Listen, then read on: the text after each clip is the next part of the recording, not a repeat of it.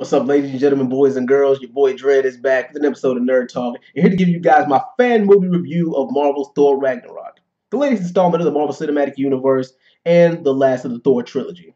That is assuming if they're not going to make any more Thor movies, but I guess we'll see, won't we?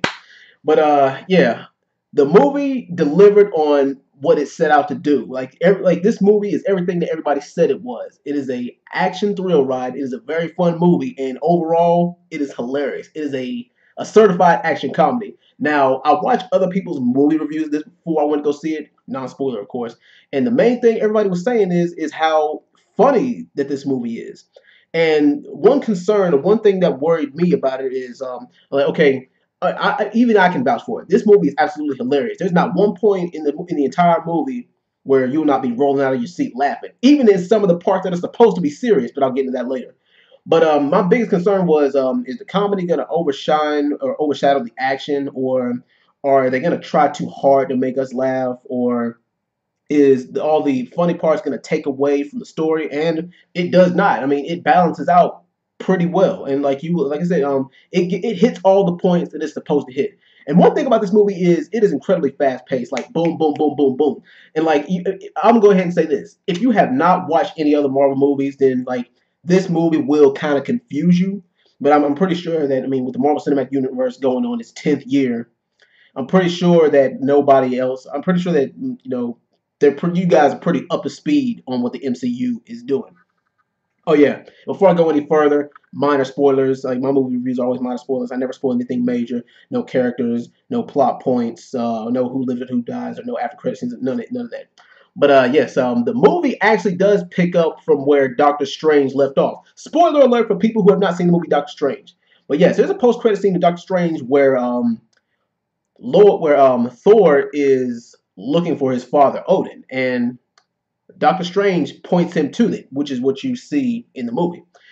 But as to where he is, you have to actually watch and find out that. But actually, the movie starts off when Thor is in Hell, the Asgardian underworld. Also, that's not much of a spoiler because that's something that you see in the post, or in the trailers. But how he gets there, I'm not going to spoil that. But let's see, characters.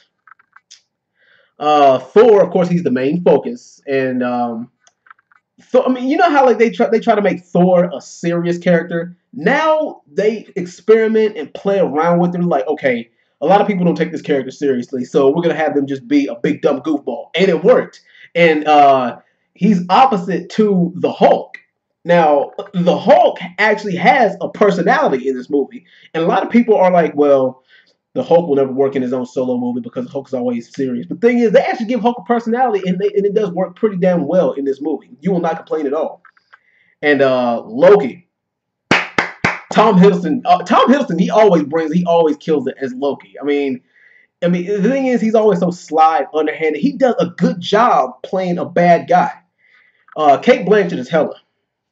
She's another show stealer. Well, actually, I don't really believe that anybody in this movie particularly stole the show, because everybody had equal screen time, everybody had their time to shine, and nobody really got overlooked. Tessa Thompson is Valkyrie. She did a damn good job. I thought that her role was going to be smaller. I didn't think she was going to get that much screen time as like what we saw in the previews. But the screen time she got, she worked with what she got, and she made it. I mean, she did an A+ job with that. Now, back to the story. Of course, everybody knows that one of the major plot points is the Hulk ends up fighting Thor in the Colosseum. Now, once again, it's on the planet Sakaar, and I won't spoil how he got to the planet Sakaar. But yeah, and also I'm not going to spoil who wins the Hulk and Thor fight, even though you might have already seen it in one of the many previews. Also, this is the reason why you shouldn't watch more than one trailer. Movie trailers do spoil a lot for you. Let's see, the overall story.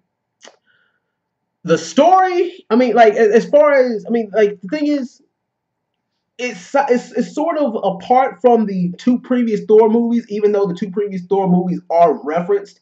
This actually could somewhat be a standalone movie in the Thor franchise.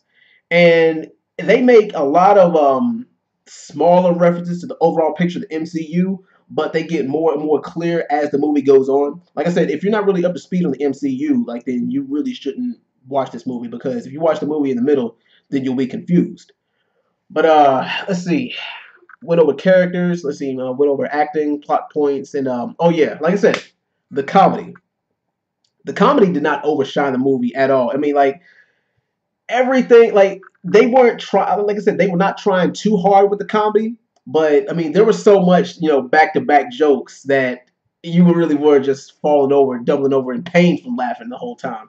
And like I said, they actually made it work where it wasn't forced. They weren't trying to force comedy down your throat. It's just that the chemistry with the characters made the comedy work.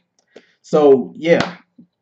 Now, like I said, I'm not gonna give away any endings or anything like that. But overall, I mean, like this is the and they say that like this is the highest grossing or the highest rated superhero movie so far, even above Logan. And Logan to me was the #1 superhero movie this year. But we'll just see how that pans out. I mean, when a lot more people see Thor Ragnarok in the next couple of weeks. Now, like I said, this was a common like the tone of the movie. It has two different tones. Like one when they're on Asgard, where it's all dark and gloomy and everything's getting destroyed, and then on Sakaar, where everything is bright and everything's comedy. Like so, it really is like two movies in one. It's an action comedy and it's a drama. So this movie has like three different elements in one, and I think people who are really people who pay close attention to movies, they'll appreciate that and enjoy that, because not a lot of movies can pull off more than one genre at a time. But overall, my rating, the action, I will give that action, and let's give it a solid 9. The action, I'll give it a 9. The story, I'll give the story an 8.5. The comedy, I'll give it a 9.5. The characters and the acting, I'll give it about. It deserves a 9 too. I'll give it a 9. But let's see. Overall, I don't. This movie was better than Guardians of the Galaxy Volume 2, but it was just a hair under Spider-Man Homecoming. But then again, Spider-Man Homecoming had a different tone, and the thing is, it was on a smaller scale. Let's see. When I rate, let's see. When I gave my 2 ratings for those movies, I gave Spider-Man Homecoming a solid 9 out of 10. And I gave Guardians of the Galaxy Volume 2 an 8.5. So I'll tell you what I'm gonna do here. This seems like a fair rating. I will give Thor Ragnarok an 8.9 out of 10. Not a perfect movie, but it does what it's supposed to, and you will enjoy it, and you will have fun watching it. And I can't wait to see what happens in the next movie, in the next Marvel Cinematic Universe movie, because we only have one more movie before Infinity War, and that's Black Panther coming out in February. Anyway, you guys tell me what you think. If you've seen Thor Ragnarok, what you liked about it, what you didn't. And if you're new to the channel, always leave a comment, like, subscribe, and I'll see you guys in the next video. Peace.